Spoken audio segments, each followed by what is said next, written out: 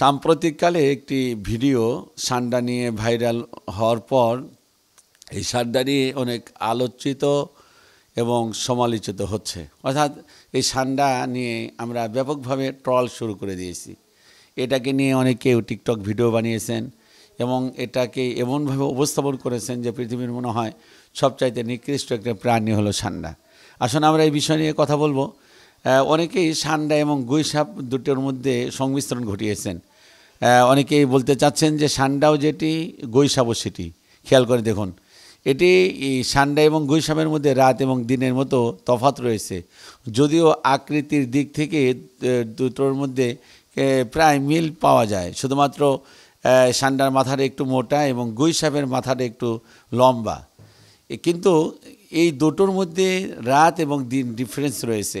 গুইসাপ নিঃসন্দেহে হারাম, এতে কোনো সন্দেহ নাই, কিন্তু সান্ডা 4 ইমামের 3 ইমাম এটিকে হালাল বলেছেন। ইমাম আবু হানিফা রহিমাহুল্লাহ উনি এটাকে অপছন্দ করেছেন।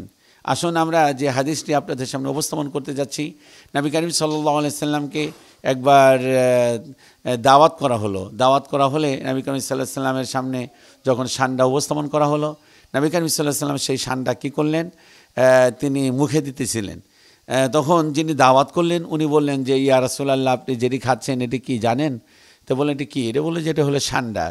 নবী করিম সাল্লাল্লাহু আলাইহি সাল্লাম বললেন সান্ডা, ও আমাদের অনেক প্রাচীন যুগ থেকে এটি খেয়ে আসে, আমাদের এই এলাকায় একটু প্রচলন কম।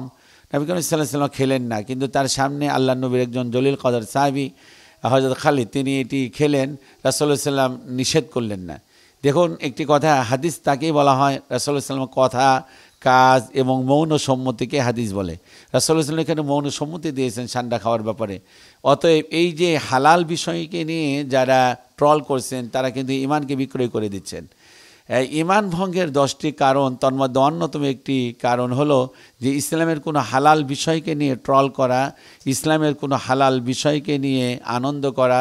ইসলামী আনন্দ বলতে মানে ইতিবাচকভাবে উপস্থাপন না করে নেতিবাচকভাবে উপস্থাপন করা। এছাড়া কোরআনুল কারীমে আল্লাহ পাক বলেছেন যে ওয়ালা তালবিসুল হাক্কা বিল বাতিল ওয়া তাকতুমুল হাক্কা ওয়া আনতুম তা'লামুন, তোমরা জেনে শুনে সত্যকে গোপন করো না। এছাড়া আল্লাহ পাক কোরআনুল কারীমে বলেছেন যে তোমরা সত্যকে মিথ্যার সাথে সংমিশ্রিত করো না এবং মিথ্যাকে সত্যর সাথে সংমিশ্রিত করো না। তো আমরা যে বিষয়টি আপনাদের সামনে উপস্থাপন করতে যাচ্ছি, যে এই যে সান্ডা নিয়ে আমরা যে ট্রল করতেছি, আসলে আমাদের জানার অভাবের কারণে।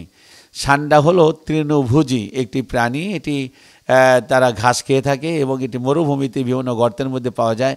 প্রচুর পরিমাণে পানি ঢালার পর এরপর মরুভূমি থেকে বিশাল বড় বড় গর্ত আছে, গর্ত থেকে বের হয়ে আসে, এরপর এই সান্ডাকে খায়। সান্ডার মুখের মধ্যে কোনো লালা থাকে না, তেমন উল্লেখযোগ্য কোনো লালা থাকে না এবং এতে কোনো ক্ষতিকর কোনো কিছু নেই।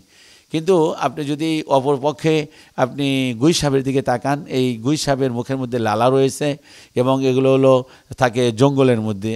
এবং সবচাইতে বড় কথা হলো যে এই গুইসাপের যে খাদ্যগুলো, পচা ডিম, ব্যাঙ, পোকামাকড়, তারপর আমাদের বাড়িতে অনেক সময় মুরগি, হাঁসের বাচ্চাগুলো ওঠা, এগুলো চুরি করে খেয়ে ফেলে।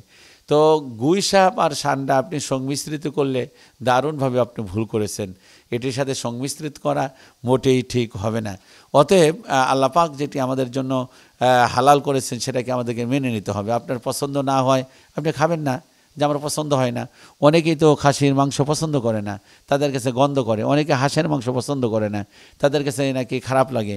অনেকে পোলট্রি মুরগি পছন্দ করে না, তারা খায় না, এটা খারাপ লাগতে পারে। অনেকে গরুর মাংসও খায় না, দেখেছি এরকম। তো নাই খেতে পারে, আপনার পছন্দ না হলে খাবেন না, কিন্তু এটাকে নিয়ে ট্রল করবেন, এটি তো ইসলাম আপনাকে এতটুকু অনুমোদন দেয় নাই। আসলে আমাদের সবচাইতে বড় কথা হলো কি, ইসলামের বেসিক যে জ্ঞানগুলো না থাকার কারণেই আজকে আমরা অনেক সময় এরকম ট্রল করে থাকি এবং ট্রলের মুখোমুখি হয়ে থাকি এবং ট্রলকে আমরা অনেক সময় সমর্থন করে দিয়ে থাকি। অতএব এই ধরনের ট্রল থেকে বিরত থাকুন। আল্লাহ পাক আমাদের সকলকে সঠিক বুঝদান করুন। আমিন। আসসালামু আলাইকুম ওয়া রাহমাতুল্লাহি ওয়া বারাকাতুহু।